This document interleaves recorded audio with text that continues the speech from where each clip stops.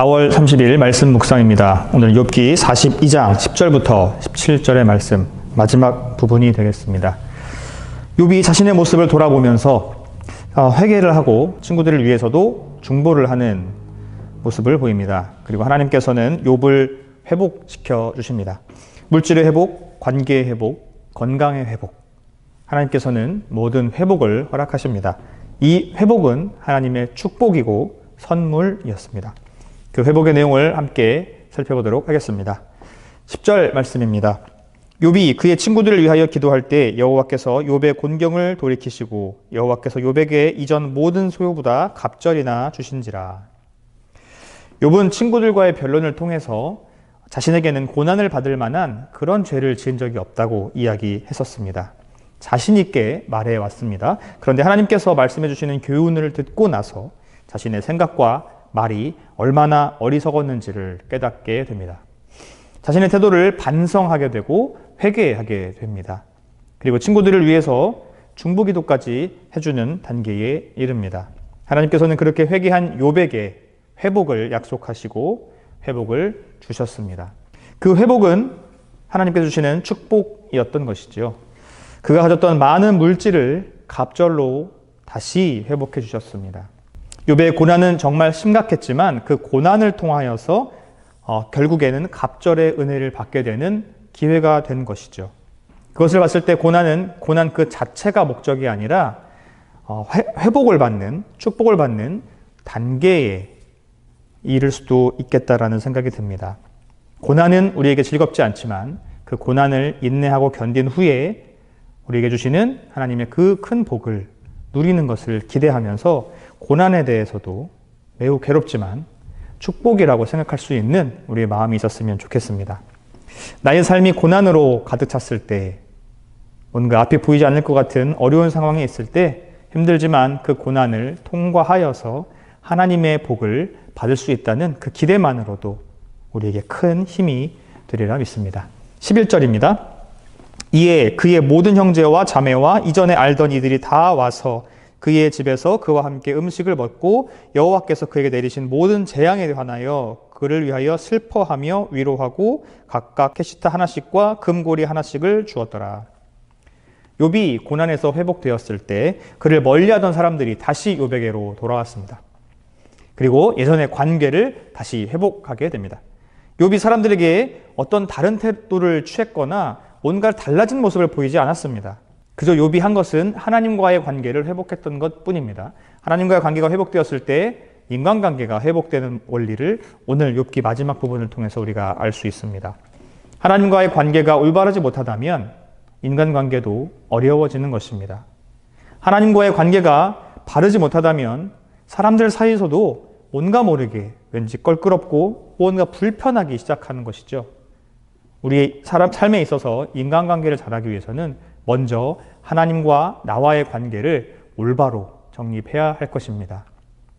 오늘 우리의 삶 가운데에서 어려움이 있더라 할지라도 하나님과의 나와의 관계를 흐트러지지 않을 정도로 우리가 우리의 믿음과 신앙을 잘 지켜나가야 하겠습니다.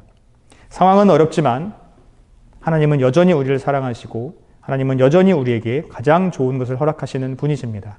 그 하나님을 믿고 하나님을 의지하는 그 믿음을 가지고 나아갔으면 좋겠습니다. 사람들은 욥의 고난을 슬퍼하고 위로하며 금고리를 주었습니다. 그 금고리라 함은 금귀걸이를 말하는데요. 당시에는 코나 귀에 거리를 했던 장식품을 말합니다. 이것을 다른 사람에게 준다는 것은 그만큼 그 사람과의 나와의 인간관계의 형성이 되었다는 것을 상징적으로 나타내는 행위입니다. 그 어려웠던 상황을 끝내고 나서 이제 모든 관계가 회복되는 그 기쁨의 날을 드디어 맞이하게 되었던 것이죠. 12절입니다. 여호와께서 욥의 말년에 욥에게 처음보다 더 복을 주시니 그가 양 14,000과 낙타 6,000과 소 1,000결이와 암나귀 1,000을 두었고, 하나님께서 욥을 회복시키시면서 욥의 재산을 2배로 회복시켜 주셨습니다. 이전에 가졌던 재물의 정확히 2배를 회복시켜 주셨던 것이죠. 그래서 사람들은 갑절의 축복 이렇게 얘기합니다. 욥 하면 보통 우리가 그렇게 생각을 하게 되죠. 갑절의 축복을 받은 사람. 그런데 이 욥의 회복, 갑절의 축복은 어떻게 주어졌나요? 그가 노력해서 끝까지 인내해서 참아내서 잘 견뎌서 얻어낸 결과가 아니라는 것을 기억했으면 좋겠습니다. 갑절의 축복이라는 것은 상급이 아니라 하나님의 은혜인 것입니다. 비록 욥이 잘 견뎌내고 인내해서 칭찬받을 만한 일을 했긴 했지만 그것으로 통하여서 갑절의 축복을 받은 것이 아니라 하나님께서 그저 주신 선물, 은혜인 것입니다. 13절입니다. 또 아들 7과 딸 3을 두었으며 욥의 자녀는 원래 10명이었습니다. 그런데 그 자녀는 다 죽어버렸습니다.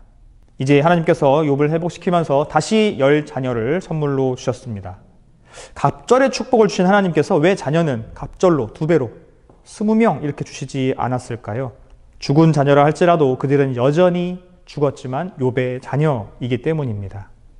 이제 이 세상이 끝날 때 우리는 분명히 부활할 것인데 부활한 후에 다시 만난다면 여전히 욥에게는 그 10자녀와 새로운 10자녀, 이 20명의 자녀가 다 욥의 자녀가 되는 것이죠.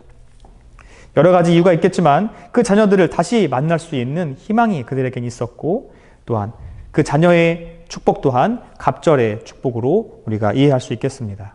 14절입니다. 그가 첫째 딸은 여미마라 이름하였고 둘째 딸은 그시아라 이름하였고 셋째 딸은 게렌합북이라 이름하였으니 10자녀 중에서 3딸이 있었는데 그 3딸의 이름을 소개하고 있습니다. 여미마, 그시아, 게렌합북.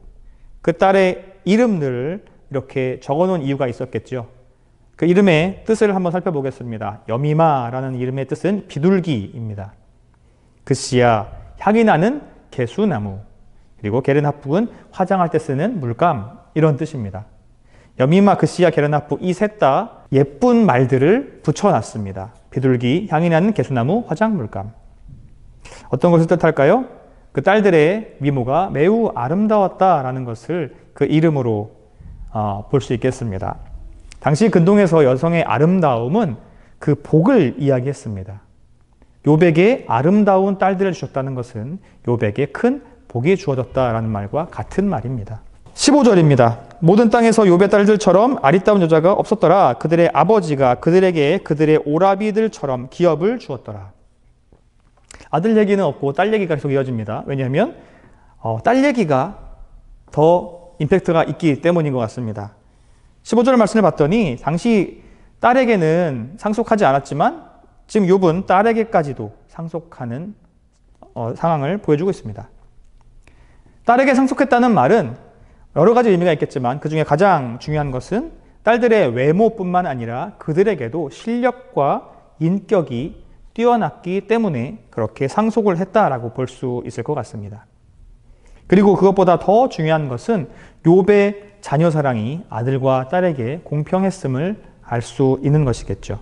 그만큼 욥에게 다시 주어진 그 자녀들, 욥은 모두 하나같이 사랑했고 또한 그들도 욥의 기대와 바람처럼 훌륭한 자녀로 성장했을 것으로 보여집니다.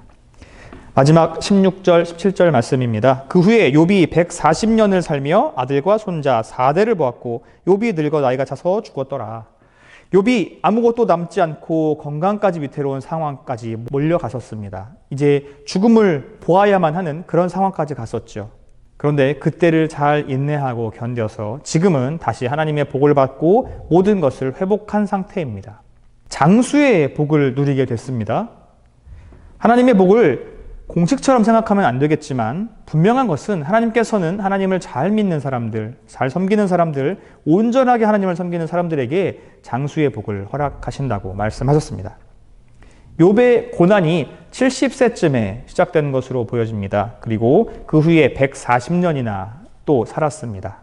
210세가 되어서 욥은 기한이 차서 죽습니다. 이것은 하나님의 섭리송에서 충분히 장수의 복을 누리고 하나님의 복을 충분히 누렸다고 볼 수 있는 것이겠죠. 성도 여러분, 욥의 인생을 우리가 보면서 왠지 모르게 안타까워할 때도 있고 또 부러워할 때도 있습니다. 어떤 때가 안타깝고 어떤 때가 부럽습니까? 그가 고난을 받을 때는 굉장히 마음이 안타깝습니다. 그리고 다시 갑절의 축복을 받았을 때는 왠지 모를 부러움을 갖게 됩니다. 그래서 우리는 늘 마지막 결론, 갑절의 축복을 받았더라, 이것을 기억하고 갑절의 축복을 사모하게 되죠. 그런데 갑절의 축복을 받기 위해서 욥이 겪었던 고난도 기억해 보십시오. 그 고난 가운데 인내함으로 인하여서 하나님께 인정받고 하나님께서 주신 그 큰 복을 받았던 욥. 그처럼 우리도 인내를 할 수 있어야 하겠습니다. 어렵겠지만 욥처럼 그렇게 인내하기 힘들겠지만 그 인내가 우리 마음 가운데에 준비되어 있어야 인내를 통한 축복이 연결될 것 같습니다. 하나님께 순종하고 나에게 주어진 어려운 상황에서 인내하는 사람들은 하나님께서 분명히 큰 복을 내리실 것입니다. 순종과 복의 대가가 아니라 하나님께서 예쁘다 칭찬하시며 주시는 그 은혜로 선물로 받을 수 있는 것이죠. 모든 고난도 모든 축복까지도 하나님께 속해 있는 것입니다. 온 세상의 주관자, 절대 주권자이신 그 하나님 앞에 우리는 더욱더 겸손하고 하나님 앞에 속해 있도록 다부지게 노력하고 나아가야 할 것입니다. 이제 욥기를 마칩니다. 그리고 4월도 마칩니다. 새롭게 시작할 5월에는 방역도 많이 풀어졌고 코로나로부터 많은 부분이 일상으로 회복되고 있습니다.